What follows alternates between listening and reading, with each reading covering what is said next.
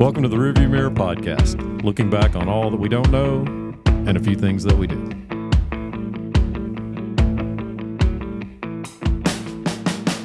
What's your thoughts? Well, no, I was thinking about, I listened. Are we on? Yeah. Okay. But do we Hey, welcome to Season 3, Episode 2. yeah. Or, as I call it, Episode 24. Either way, welcome. Yeah.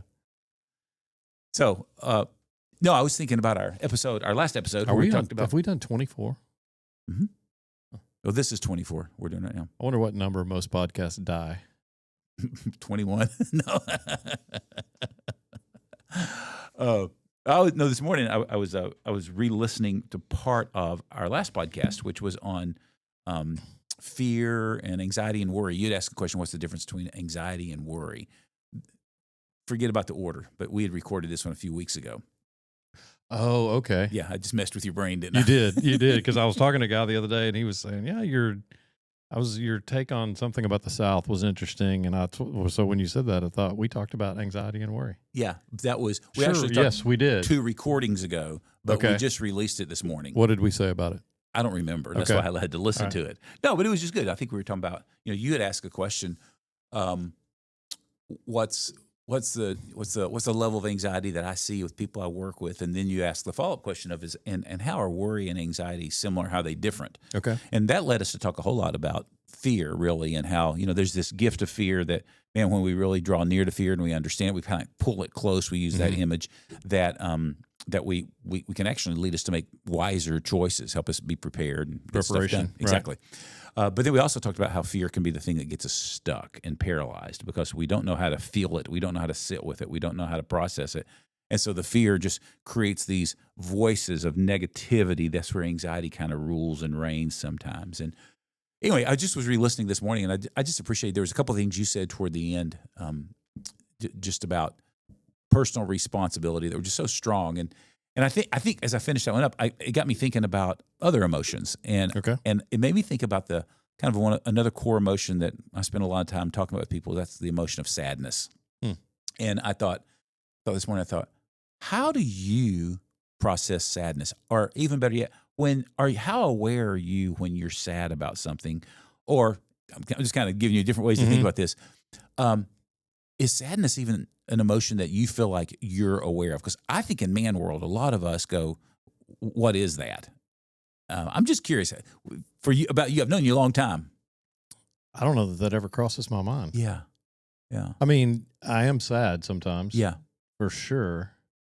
I would have to stop and think about the last time I was, or what makes me sad. I would say the word that comes to mind is disappointed. Is that the same thing?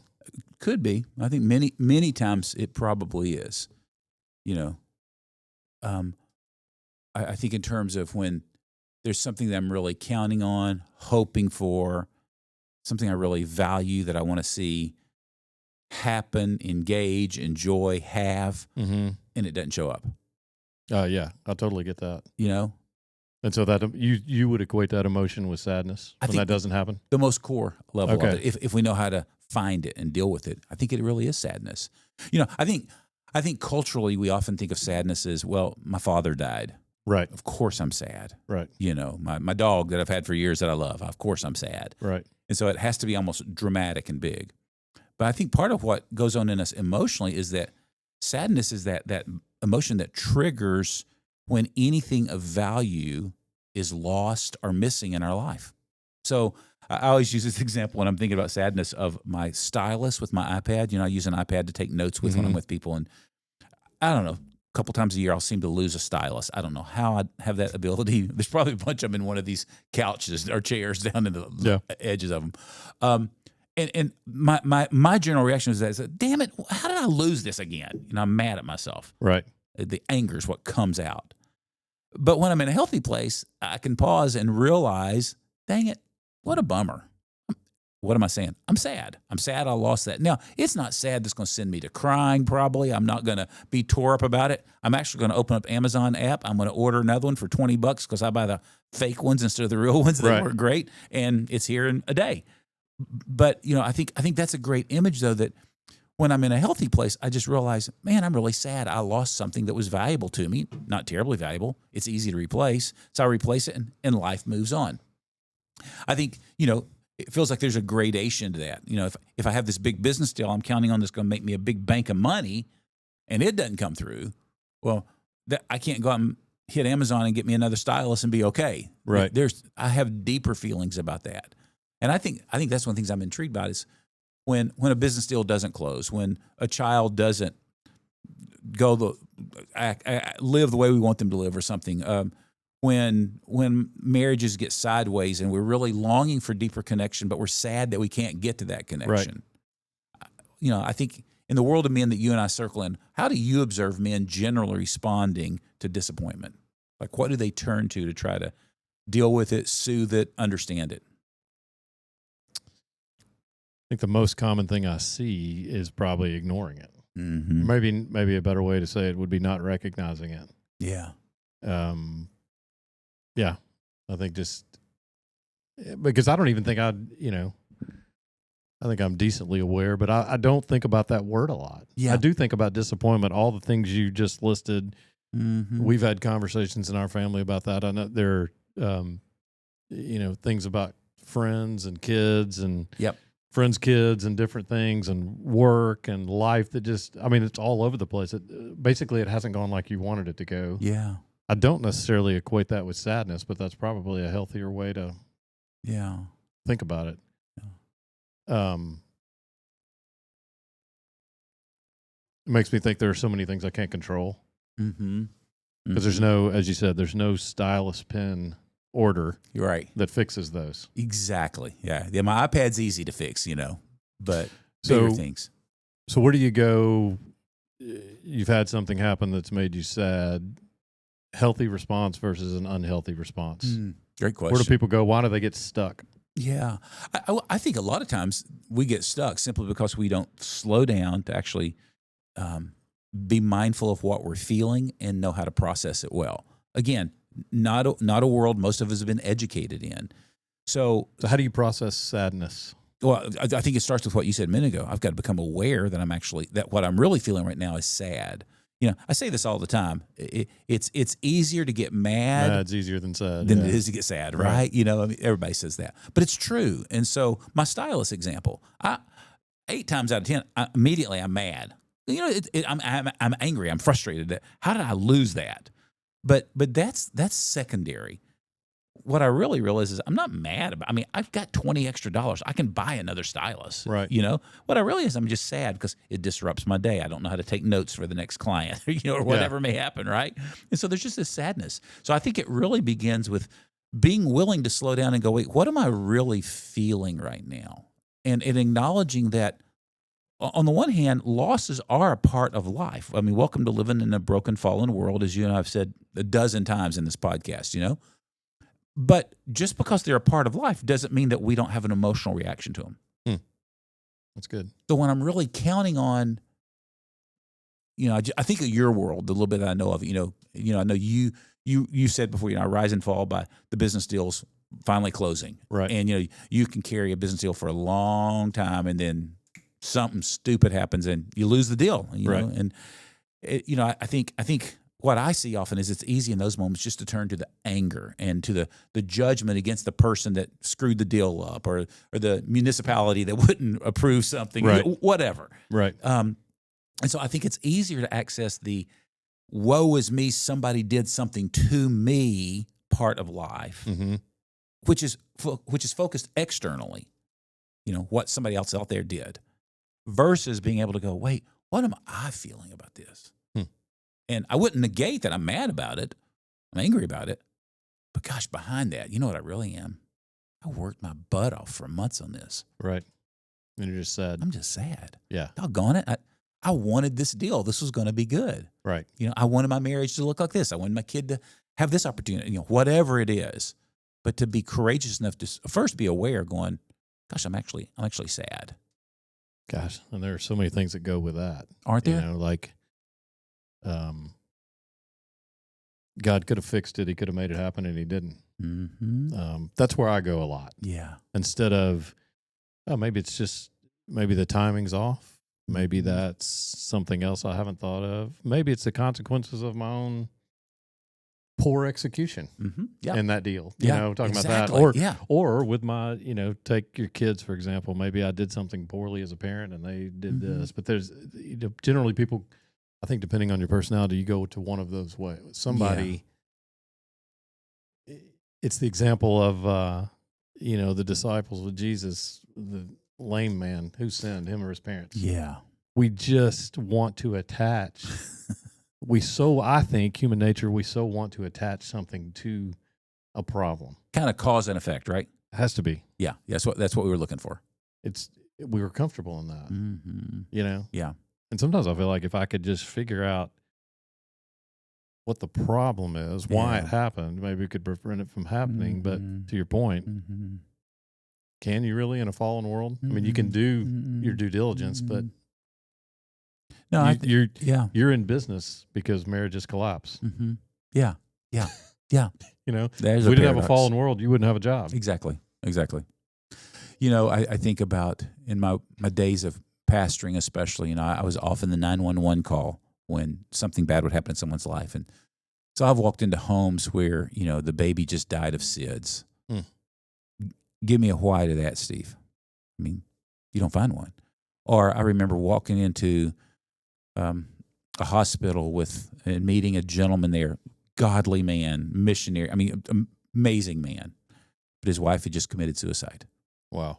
I remember him just reaching out and grabbing me by the collars of my little shirt, pulled me toward him. He said, "So where is your good God right now? Tell me why this is good." Well, what do I offer to that? But I think back through that day and I go, he was so angry. He was just raging. How could this happen? Again, I get the question 100%. But most foundationally, it was so hard for him to get to his place of sadness and grieving and realizing, gosh, the woman I've been married to for over 30 years is gone. It's hard to get to that. I want the why answer first. Right. And there are things in life where I don't think there are answers to the why question. And I think the quicker you can come to some peace with that, because I even go, this is where I go, I've told you this before, I go, all right, yeah, she died, and he's sad, and God could have prevented it. Right. And he did. All those are true facts. And he didn't. And so I struggle with that. Yep. Why didn't he step in? Well, I think the logical response is, if you're a Christian and that's what you believe, he's not finished. Yeah. You have to, if you're going to complain, you have to give him until the end of the story. Yeah. And we're not at the end of the story yet. Yeah. And so, well, I think, but in the middle of the story, it's, man, you could have stepped in and you didn't. See, that's a beautiful metaphor you just used, dude. I think we all want to be the authors of our own story. And I think we are. And we're not. And I think those are the moments that just, I feel it even when we talk about it, my own life journey, the ways that I almost demanded that life's supposed to work a certain way. And then it doesn't. And logically, there's no reason it didn't work that way, it seems like. Right. You know what I mean? Right. But there's a bigger story being written by a bigger author. And that most people just go, well, that sucks. Then he's not a good author. And I just go, I don't know if he is or not. I haven't read the last chapter. We're in the middle of the book. Yeah. That's a great image you've used there. Yeah. And I think sadness is how we navigate through those chapters that literally are, use your word, disappointment, hard, loss, whatever word we use. Explain that. I think it's the ability to slow down and realize, oh my gosh, it's not working the way I wanted it to. And we move to grieving and sorrow. I don't know when, in the 50s, 60s, 70s, somewhere back then, there was a lady, Elizabeth Kubler-Ross, I think was her name, who created this little chart of kind of the movement of sorrow, or the movement of grief, kind of the grieving cycle. How do we grieve? And she talks about these pronounced things we kind of go through, and they're not. It's often illustrated as a circle. They're not always a circle. I mean, they don't go that direct. But I think if I remember, it's like we go through a time of denial. This really isn't happening. This isn't that bad. I mean, I've seen that in death. No, they didn't die. No, it's the natural reaction. We want to deny it. We go through a time of bargaining. Well, what if we do this? Kind of the negotiating. Well, if I do this, will we do this? How can I make it work the way I want it to work? We go through a time of anger. We just rage against the machine. We go through a time of depression. Where it's just like, this sucks. I'll never be okay again. We can't get out of bed. It feels like we sit in a lazy boy for days on end. It feels like I think if we would slow down, we all know those phases. We all know those stages, rather. But her fifth stage, kind of the goal of the grieving cycle, she would say, is acceptance. Getting to the place of going, wow, this is what happened. Now, how do I live? And so that's why I think the emotional part of us that gets triggered in those moments is sadness. We're crying out saying, man, that was valuable. That person, that thing, that deal was so valuable, and now I've lost it. And being able to process sadness, I think, is being just attentive to it and letting yourself, hopefully in somewhat of a healthy way, go through that denial, bargaining, anger, depression, not getting caught in deep rabbit holes of it, but not being afraid to feel it deeply either. And I think eventually that's what sadness starts looking like, is that ability to go, man, I can't change this. I'm powerless. I can't change this. Therefore, I either live bitterly for the rest of my life. Man, I know those people. I've had moments being that person. I can be that person. Exactly. Thank you for that too. Or I move toward that place, and I think that's the gift of really doing the hard work of being sad, is going, well, this is the new normal. This is the new way forward. How then do I live? Because going back to your image, it's not the last word. There's another chapter being written. I don't see it right now. Well, yeah. And I'm guessing you can't rush those stages. No. I think they just occur. And like I said, exactly. Sequentially and naturally. Yeah. I may be in that denial moment, and then I may be angry, then I may be back to denial, and then we bounce around those.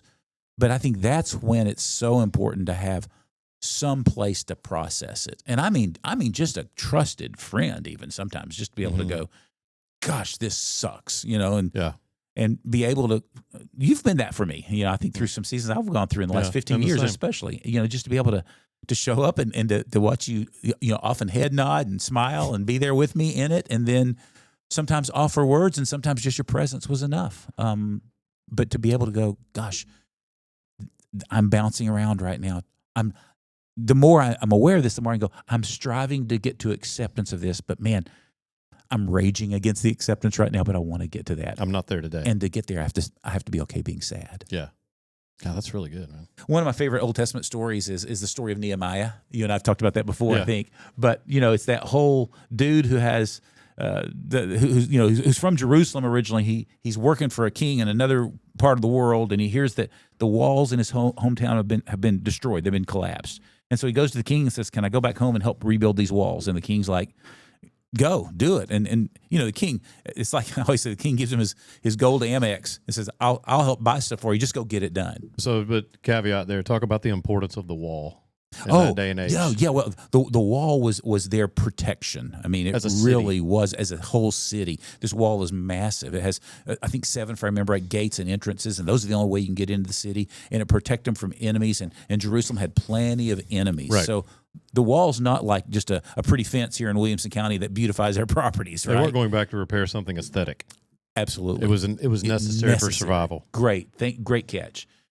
And so, you get to the story, and if you know the whole story, Nehemiah is he's a rock star. He gets back, and he's got all sorts of opposition. People are trying to come in and take over the city while the walls are down because they're vulnerable, But he rallies the troops, if you please, like a great football coach or something, and everybody shows up, and they build the walls back in like 52 days, like this unbelievable, unheard of amount of time. And it's this book that we love to talk about in churches because it's a great book about vision. It's a great book about execution. Rebuild the walls in 52 days. It's often used in church building campaigns. When you're building a new building, you preach Nehemiah so you can raise money to build a new building. A little cynicism there, but that's where I've heard it most of the time. I think it's just factual. Yeah. But the truth is the power of the story of Nehemiah is I submit that Nehemiah was a really emotionally intelligent man who knew how to be sad. Because one of the first things that Nehemiah does, actually the first thing he does, when he gets back to Jerusalem, he journeys there. Right. I think it's like at the end of chapter 1, verse 13 or 14, something like that. But he's telling the story, and he says, when I arrived back to Jerusalem, I sat down and I wept. Like, wait, that's not a good general contractor. You don't find many weeping general contractors. Right. But the first move is he sits down and he sees the devastation, he sees the destruction, and it hits him at the deepest level because the place of his youth, the place of his hope, Jerusalem, the holy city for a Jew in those days, the walls are destroyed, the protection is gone, and his honest reaction is just to weep. But it's through that sorrow, I believe, that he finds the energy to rise up. And just a few verses later, he's doing that incredible vision casting. He's rallying the troops. He's making a plan. He's doing all the stuff that needs to be done to rebuild the walls.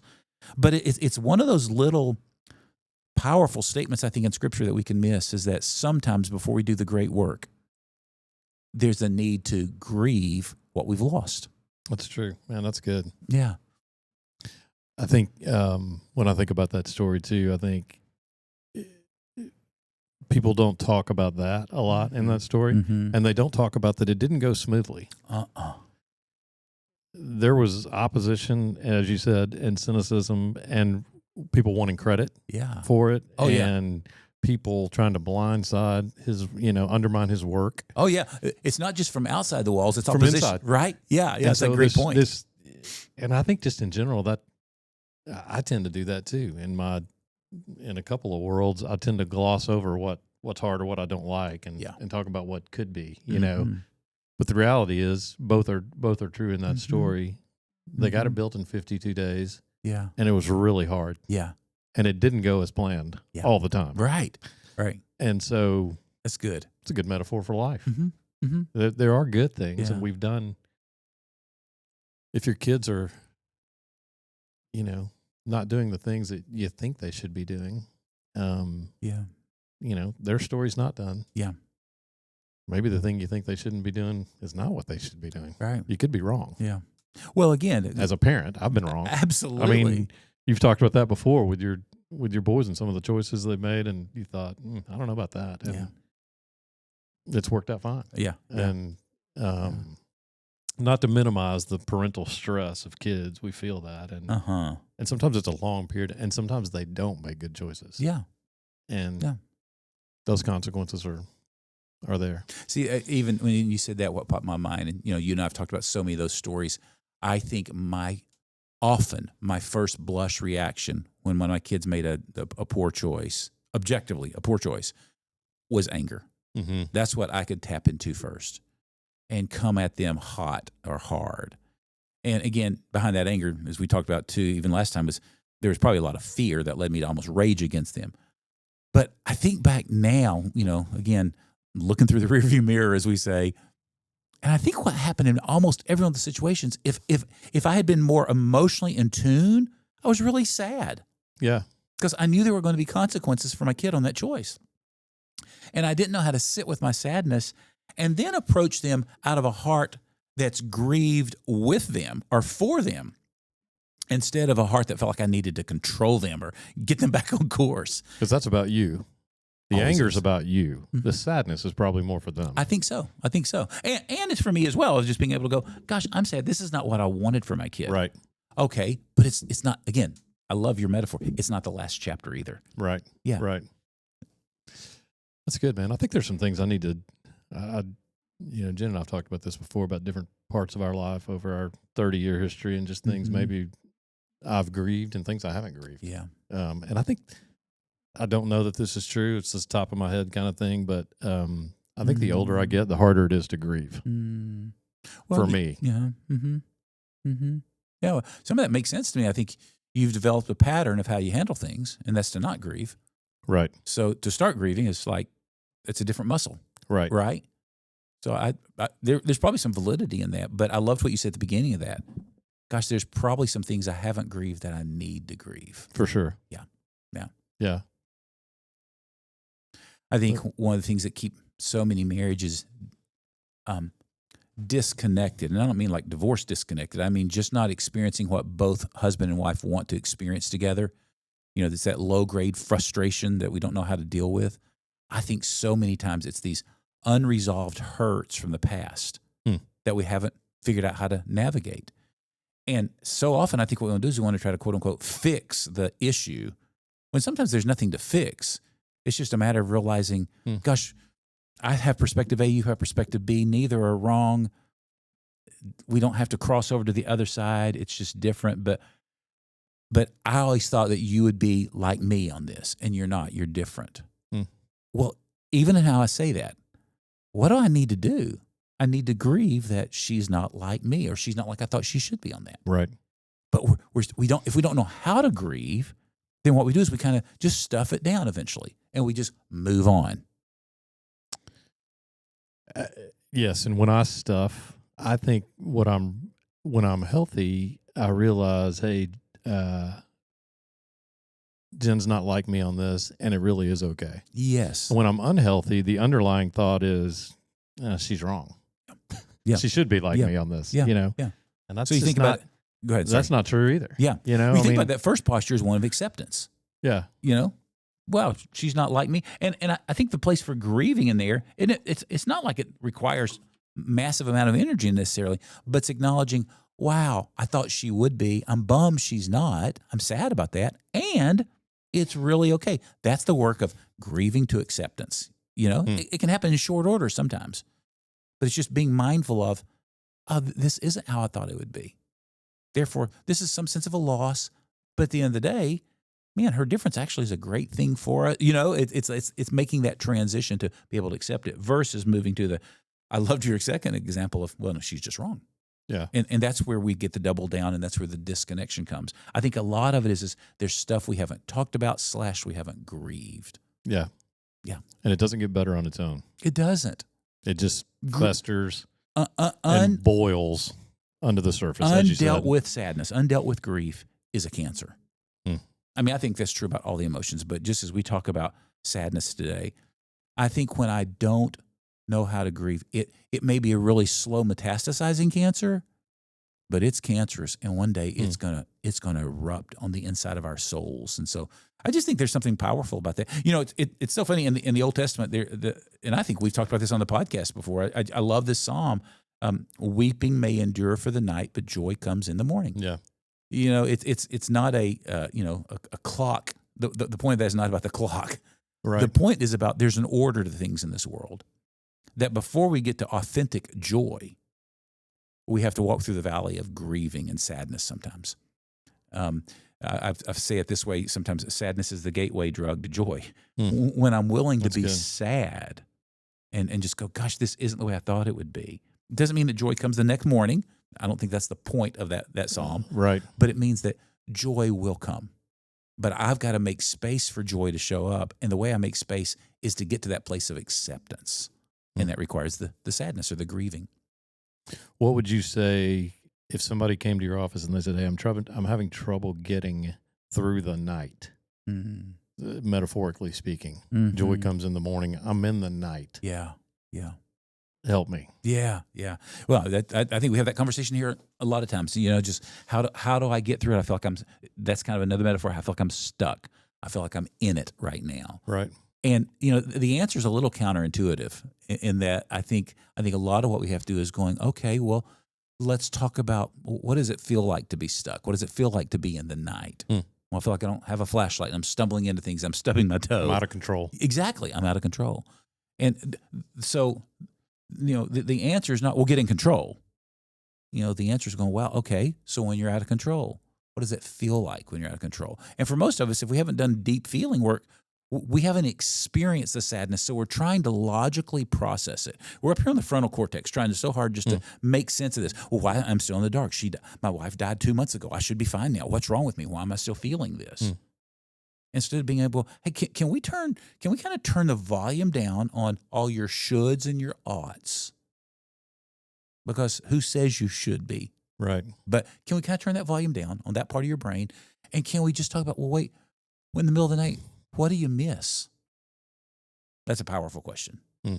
I just miss rolling over and feeling her beside me in bed. Oh, gosh, yeah. What's that like now?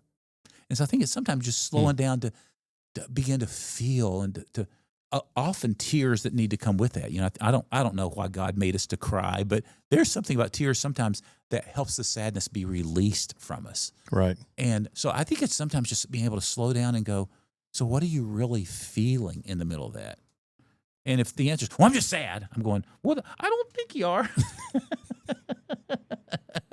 You might be, but that's probably not all. There's something hiding that sadness. Right. So I think very empathically, very compassionately, how do we help each other get to the place where we're not afraid? A phrase I hear often is, but I'm afraid to cry about this because I'll never get out of that. I'll start crying, I'll never be able to quit. Or I'm afraid to feel the sadness because I'll get stuck and I'll be stuck in that forever. And it's interesting, even neuroscience is teaching us that that's not really how our brain works. Right. You know, we can only hold an intense emotion for about 90 seconds.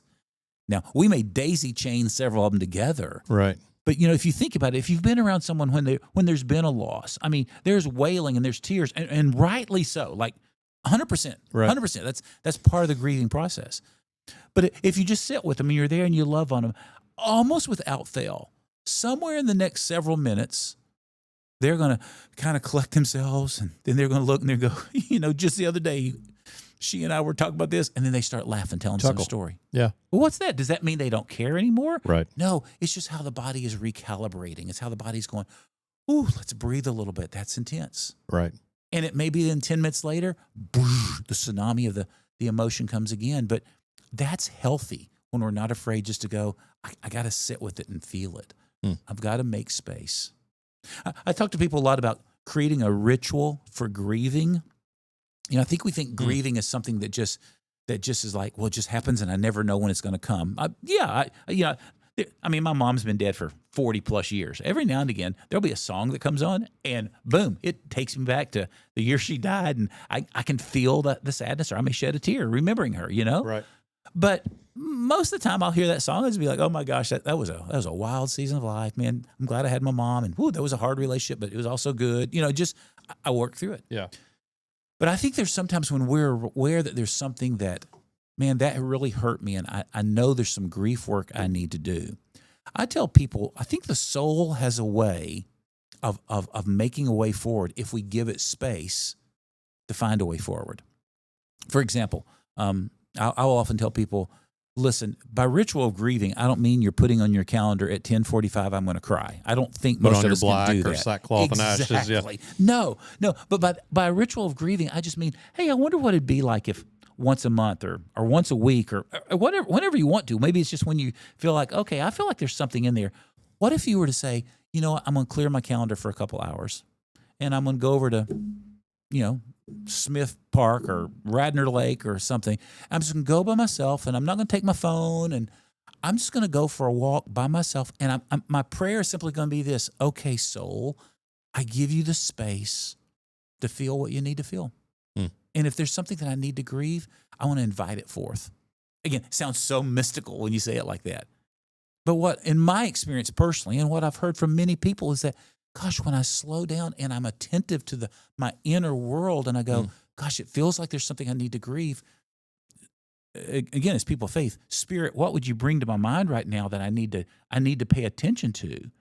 I think God is faithful to allow us to go, oh, there's that little thing that I've been holding at bay. There's that little cancer cell I pushed way down. It comes forth. So sometimes this little idea of almost a ritual of grieving, space just to go, man, what's going on with me today? I feel like there's something there. Let me give it space to breathe.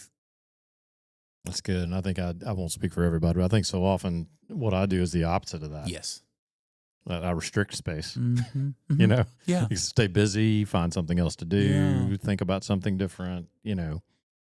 Well, I think I mentioned this. But I liked your phrase about grieving leads to joy. It does.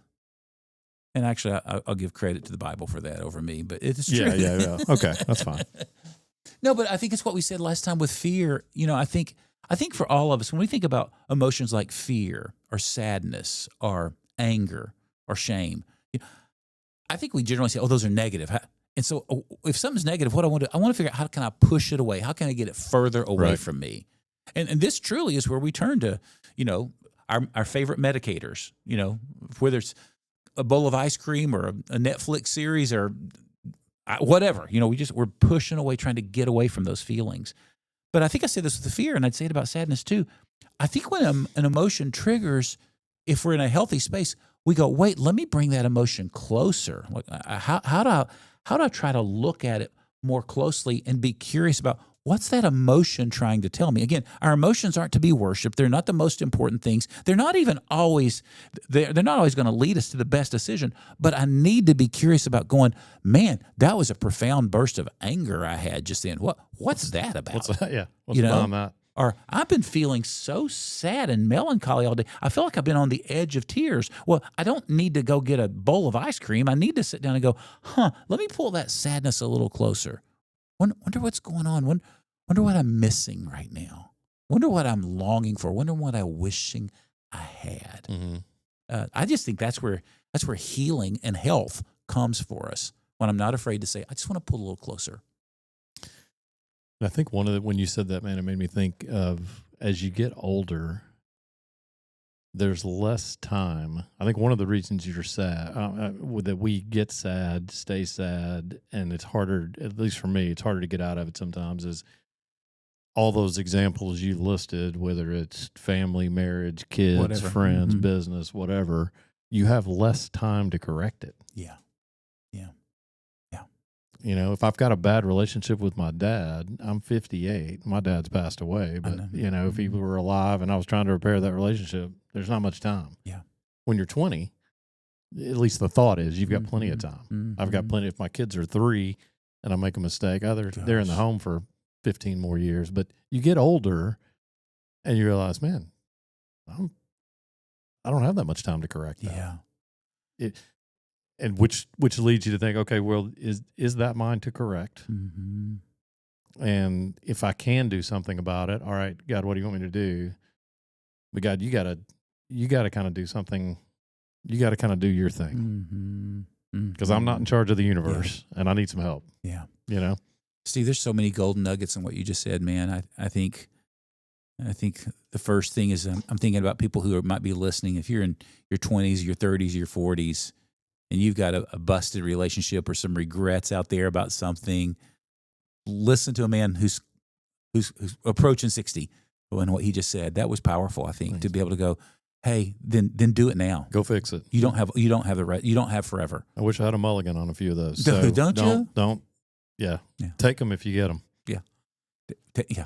Well, that's strong. Yeah.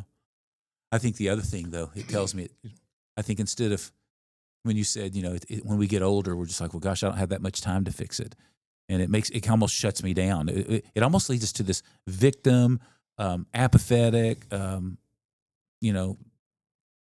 well, kind of attitude, instead of going, gosh, I don't have much time, and I think I'm going to take off the plate my ability to try to fix it. Look what you said. That's kind of God's business to fix it.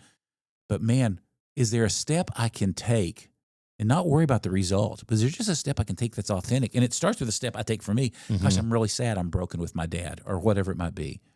And then, is there a step I need to take? And in some situations, the father's gone, or in some situations, the risk is too great because of the abuse that you've tolerated from the father. But in other situations, it's like, no, there's a letter I can write, or there's a word I can speak, and I'm going to speak it, and I don't know what's going to happen, but I can speak it and then just step back. I think there's a lot of wisdom in going, I don't want to be paralyzed, even in later in life, from trying to bring some closure to some things that need it. Right. And I appreciate what you just said. Don't be bound by the result. Yes. Yeah. If you feel like there's something you need to do relationally with somebody, do it and let the results be what they are. Yeah. But there's probably something in it for me, for you, for whoever might be listening, that there's something in it for you. Yes. To go through the exercise. Yeah. Yeah. Well, I think it's part of that whole cycle we talked about earlier. Acceptance ultimately leads me to be able to release And sometimes the acceptance requires me to just speak some type of word. But again, it all starts with the willingness to be sad. I don't like how this is. That's great, man. Glad to ask you that question. It's a good conversation. That's really good. Didn't expect to go there fully today. Yeah. And we were talking about, we were kind of kicking around some things for upcoming episodes, but I like where these, the core emotions conversations are taking us. So maybe we stick with that for a bit. We could come back to another. We hit fear. We hit loneliness, which I don't really call a core emotion, but some people do, several episodes back. And that's been one of our higher listened to episodes. Yeah, we might dig into that. The great news is at our age, we forget what we've done 4 episodes ago, so we could do it again.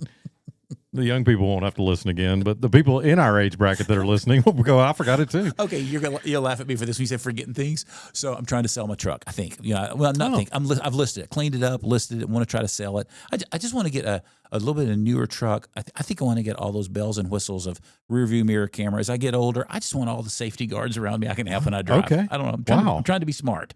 Love my truck, but I'm ready to let it go.